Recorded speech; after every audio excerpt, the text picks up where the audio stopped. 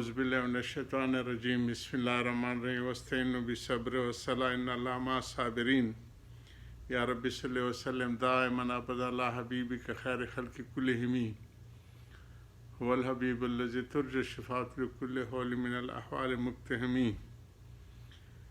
صبر و صلاح یہ دونوں چیزیں وصبر بھی آئے ہے، اقیم الصلاۃ آیا ہے، یہ فرض ہے. اسی طرح باطنی احکام میں صبر فرض ہے.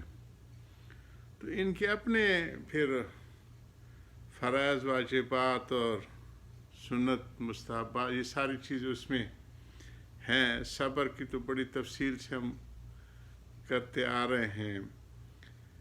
اس میں چونکہ دونوں کو جوڑ کر کے کامیابی کو فرمایا گیا ہے کہ اللہ کی مدد حاصل کرو صلاح سے، نماز سے اور صبر سے. ہمارے حضرت ہردوئی مولانا ابوالحق صاحب نور اللہ مرکز بڑی شان والے تھے. حضرت حکیم الامت کے آخری خلفاء میں سمجھے جاتے ہیں، جو اور سب سے نوجوان جن کی کم عمری میں خلافت عطا ہوئی تھی. بڑے شاندار کام کیے جی. سنت کے احیاء کو ان کو بہت زیادہ دھن ہوتا تھا. یہ جو 51 سنتیں ہم لوگ نماز کی ہے یہ حضرت ہی کی، اس پہ زیادہ توجہ ہوتی تھی اور عملی طور پہ کرتے تھے. ایک دفعہ مینا میں اس وقت اتنا پابندیاں نہیں تھی، تو میں اور سلطان حنیف ہمارے وہ ڈی آئی جی تھے پولیس کے، ہم لوگ ظہر کی نماز میں حضرت تک پہنچ گئے. اقامت ہو گئی تھی. میرا تھوڑا سا قد اونچا تھا تو میں پیچھے صف میں تھا، تو مڑ کے دیکھا اور کہا ہاں عبد المنان بتائیں کہ رکوع کے بعد سجدے میں کیسے سنت کے طریقے جانے گے. سلطان مجھے کہنا سخت امتحان میں پڑے گا. بڑا بھرا مجمع تھا، تو حضرت اس کی مشق بھی کراتے تھے، امتحان بھی لیتے تھے. اب حضرت حکیم الامت کا جو ہے سنت کی تحدید کا بہت شاندار مضمون ہم لوگوں کو اس پہ 10-12 نشستیں کی ہیں. اللہ کرے کو کمپائل ہو جائے. ہمارے برما کے دوستوں نے کوشش کی تھی، سلمان نے کچھ جمع بھی کیا تھا، ان کے پاس کمپیوٹر میں ہے. سنت کی 2 قسمیں فرماتے تھے کہ ایک تو ہے سنن عادیہ جو رہ حسین کی اور ہمارے ہر معاشرے کے اپنے کچھ معاشرتی وہ ہوتے ہیں، اور جناب رسول اللہ صلی اللہ علیہ وسلم کے زمانے کے بھی، جیسے کہ میں عرض کرتا رہتا ہوں کہ وہ سنن عادیہ کہ عاشقوں کو ایک خاص اس سے ذوق اور اس سے لگن تو ہوتی ہے، لیکن اصل وہ سنن عبادیہ ہے، عبودیہ ہے. جس طرح ہم نماز کی کامل سنتوں کے حضرت حکیم الامت اور حضرت ہردوئی کی وساطت سے اس کا ذکر چرچا کرتے رہتے ہیں. فرماتے تھے کہ عوام جو ہے وہ سنن عادیہ میں الجھی رہتی ہے اور اس کو بہت اہتمام سے کرتی ہے، اور سنن عبودیہ سے غافل ہوتی ہے. اور فرماتے تھے کہ ہم ہر چیز میں اعلیٰ کا تصور رکھتے ہیں، کوٹھی ہو اعلیٰ اور روٹی ہو اعلیٰ، اور حضرت کا اپنا ایک کافیہ ردیف کا انداز ہوتا تھا. اور نماز اس کے لیے کہتے کہ بس 3rd ڈویژن میں بھی پاس ہو جائے گی.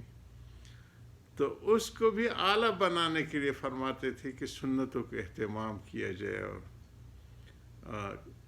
قیام کی 11 سنتیں اور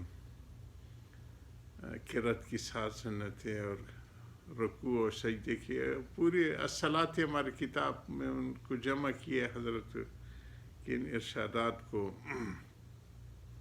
تو اعلیٰ درجے کی یہ چیزیں ہوں تو تب مدد بھی اعلیٰ درجے کی ہوتی ہے. اور ہم اگر اس میں 3rd ڈویژن کی سوچ رکھیں کہ بس فرض سر سے ٹال دیے، تو اس والی بات نہیں ہے، یعنی شان اور اعزاز والی بات نہیں ہے. تو اسی طرح باطن میں جو ہے وہ بہت زیادہ پھر باریکیاں ہوتی ہیں اس میں باطنی امور اور اس کی پھر جو رذائل ہیں. اور حدیث ریا مشہور ہے کہ 3 طبقے جو کہ بہت بڑے بڑے سمجھے جاتے ہیں ہمارے عرف میں، ان سے جہنم کی ابتدا کی جائے گی. اس میں ایک قاری کا آتا ہے کہ وہ جو ہے اس کو بلایا جائے گا اور وہ بتایا جائے گا کہ میرے یہ نعمتیں تھی. وہ اقرار کرے گا تو آپ نے کیا کیا؟ وہ کہے گا کہ میں دن رات اسی میں لگا ہوا تھا کہ آپ کی دین کی اشاعت. فرمایا جائے کذبت، جھوٹ بولتے ہو. وحصل ما فی الصدور، جو دل کے اندر اس وقت اس کی جذبات ہوں گے. آج کل تو پرنٹ آ رہے ہیں جی، الٹرا ساؤنڈ اور دوسری قسم کی سی ٹی اسکین وغیرہ.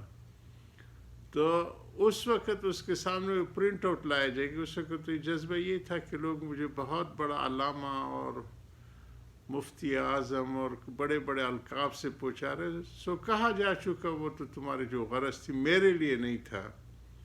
تو یہ باطنی پندار جو ہوتے ہیں یہ بہت باریک ہیں، اور اس کو سمجھنا اور اس کا ازالہ کرنا یہ بس مشائخ کی، میں نے کہا نا فضل حق تو اصل ہے، لیکن خاصان حق کی توجہ اور ان کے ساتھ جوڑ اور ان کی معالجات اور ان کی جو اذکار اور ان کی معمولات، اس کے بعد کہیں جا کے وہ اصل جو باطن کی کیفیات اور باطنی اعمال کا معیار ہے وہ کہیں حاصل ہوتا ہے، اور صابرین کی جو مقام ہے وہ ملتا ہے.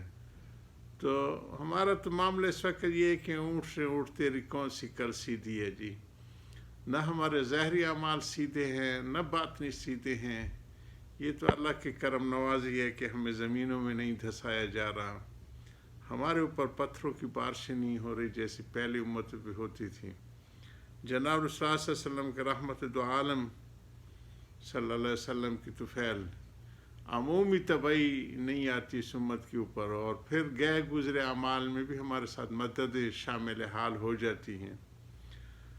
تو ظاہر کو بھی درست کرنا ہے. جو تصوف ہے وہ اصلاح ظاہر اور باطن کا نام ہے. ظاہر بھی ہمارے جناب رسول اللہ صلی اللہ علیہ وسلم اور صحابہ کرام کی جماعت جیسا ہو جائے، اور باطن بھی ان جیسا ہو جو اسی پہ اوپر ہم 2-3 دنوں سے بات چل رہے ہیں.